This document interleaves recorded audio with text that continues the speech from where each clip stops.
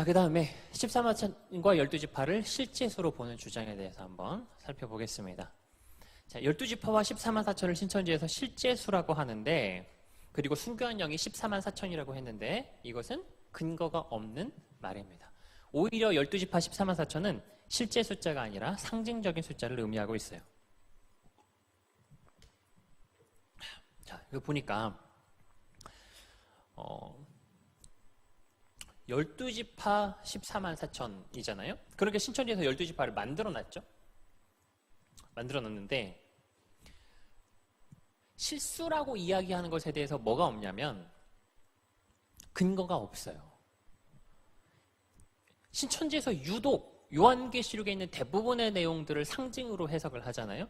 666도 상징이고 7교회도 7교회 안 보내고 장막성전 한 교회였다고 해요.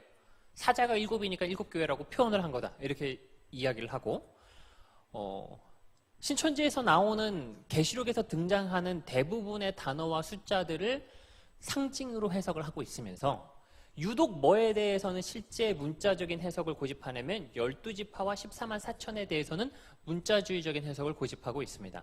그럼 우리가 상식적으로 성경을 해석할 때 어떤 부분은 상징이고 어떤 부분은 실제 숫자냐라고 해석을 할 때 있어서 이거는 상징이고 이거는 실제 숫자다 하려면 그렇게 해석할 만한 뭐가 있어야 되냐면 타당한 근거가 있어야 돼요. 근데 신천지에서는 그냥 이거는 상징이고 이거는 실제 숫자다. 근거 없이 실제 숫자라고 말을 하고 있는 거예요.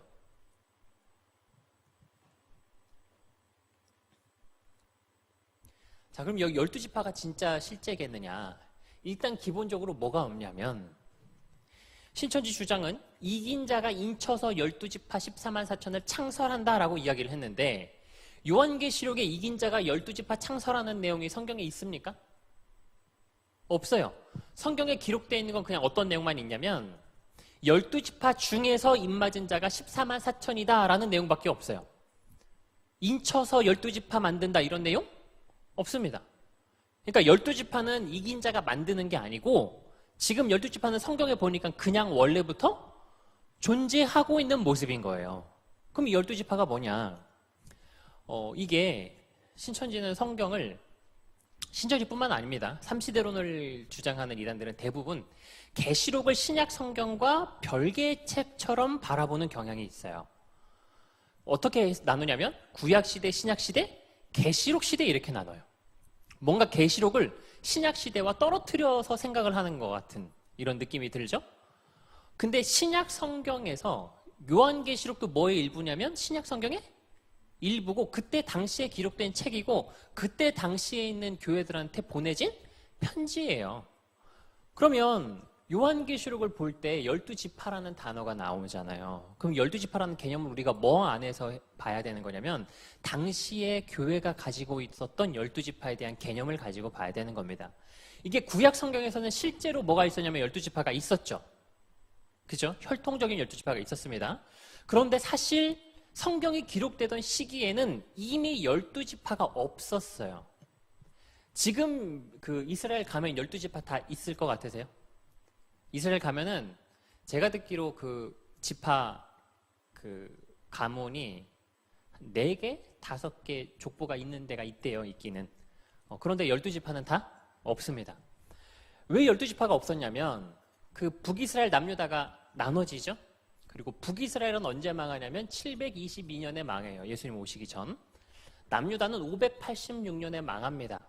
그런데 북이스라엘이 어디에 의해서 망하냐면 아수르라는 나라에 의해서 망하게 돼요. 근데 아수르는 정복한 지역에 대해서 어떤 정책을 펼쳤냐면 이주 정책을 썼습니다. 그러니까 정복한 나라들이 되게 많아요. 예를 들어서 한 5군데의 나라를 정복을 했다고 합시다.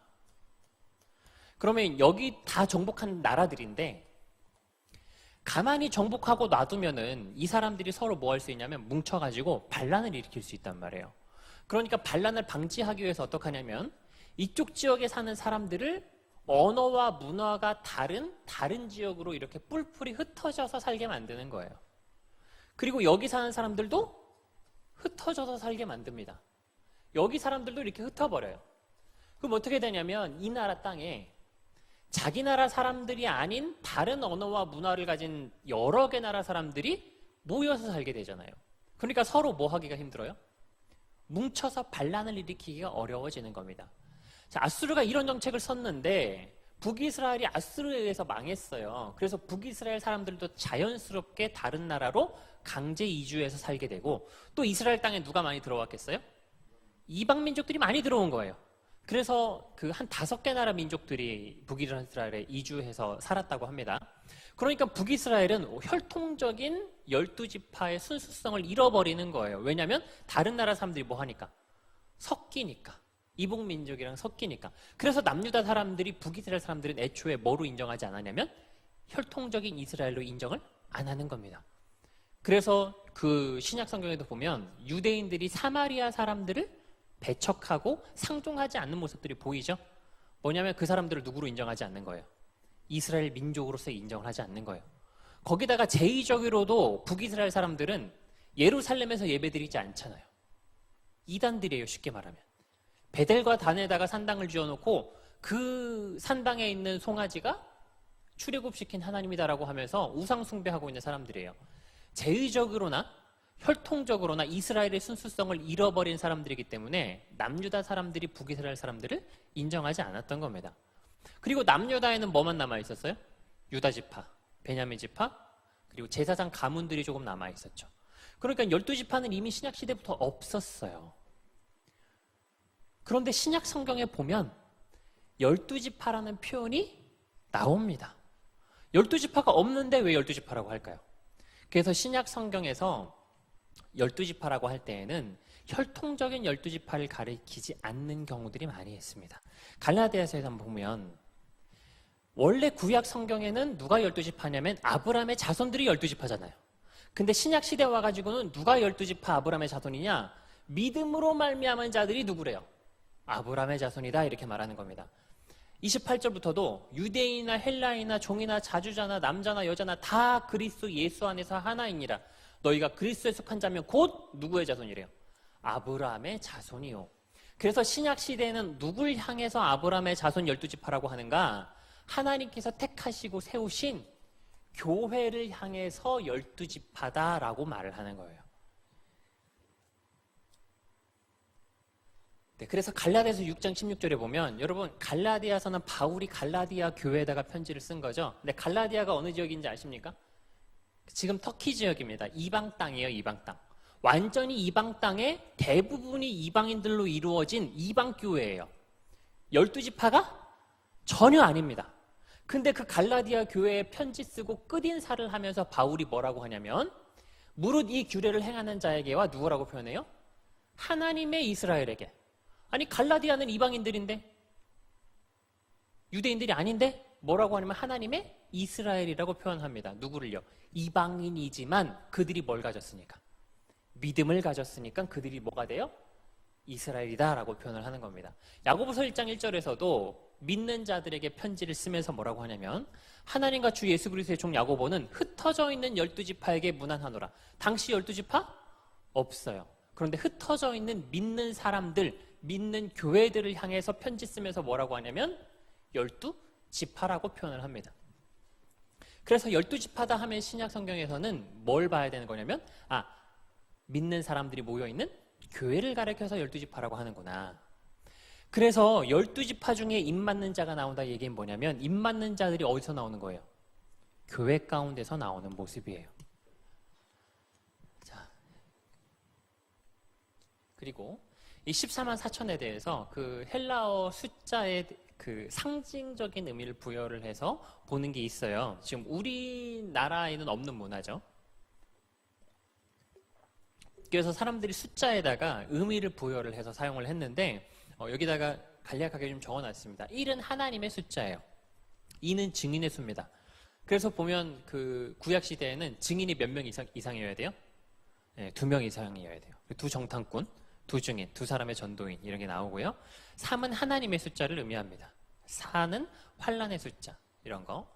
여기서 이제 12랑 12를 보시면 10은 완전수를 의미해요. 그리고 12는 통치적인 의미에서 완전수를 의미합니다. 그 12지파, 12제자 이렇게 나오죠. 자, 그래서 14만 4천이라는 것은 10과 14의 곱으로 이루어져 있어요. 12,000도 마찬가지고요. 이건 뭘 의미하냐면 숫자적으로나 통치적으로나 하나님께 구원받은 사람들이 가득 차 있는 모습을 상징하고 있는 거예요.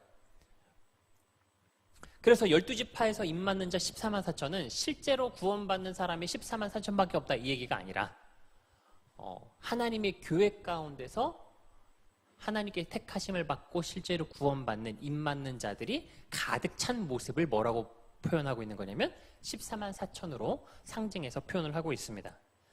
그리고 만약에 순교한 영이 14만 4천 뿐이다 그러면 문제가 많이 생겨요. 그래서 이 주장은 지금도 신천지에서는 이제 안 하고 있어요. 지금 책에선 뺐죠. 그러니까 얘네도 이미 순교한 영이 14만 4천밖에 없다 그러면 문제가 생긴다는 걸 알아요. 그 유명한 선교학자 윌리엄 캐리라는 사람이 있어요. 그 사람이 교회 역사에서 순교한 사람들 숫자를 계수했을 때 얼만큼을 얘기하냐면 7천만 명 이상을 이야기합니다. 우리나라에서 순교한 사람만 해도 엄청나게 많거든요. 우리 종교개혁 시대에 죽은 사람만 해도 어마어마합니다. 히브리서 12장 1절에 보면요. 이미 구약시대 순교한 사람들을 뭐라고 표현하냐면 구름같이 둘러싼 허다한 증인들이 있다고 표현해요. 이미 구약시대만 하더라도 순교한 사람들이 어때요? 엄청나게 많은 거예요. 그런데 인류 역사에서 성경 역사에서 순교한 사람이 14만 4천밖에 없을까요? 종교개혁 때까지만 하더라도 4,500만 명을 보통 보거든요. 그러니까 순교한 사람이 14만 4천밖에 없다. 이거는 너무 말이 안 돼요. 그러니까 이제 신천지도 요즘에는 14만 4천이란 말을 빼버렸습니다. 사실 14만 4천일 때도 저는 조금 그런 게 있었어요. 안에서 이제 신천지는 믿음이 투철했으니까 그냥 넘어갔는데 살짝 어떤 생각을 했냐면 순교한 영 14만 4천이랑 육체를 가진 14만 4천이랑 1대1로 결혼하는 게 원래 신천지 교리잖아요. 그러니까 내 몸에 순교한 영 하나가 들어오겠구나 이렇게 생각을 하고 있는 거거든요. 그럼 내 몸에 순교한 영이 들어오면 내 몸은 나는 날까 순교한 영일까? 내 몸의 주도권은 누가 가지는 걸까? 이런 생각이 드는 거예요. 그리고 순교한 영이랑 나랑 좀 주도권 싸움을 하면 내가 좀 밀릴 것 같더라고요. 그래가지고 그거 조금 그렇다 이런 생각을 한 적이 있는데 지금 문제는 뭐냐면 1대1도 아니야.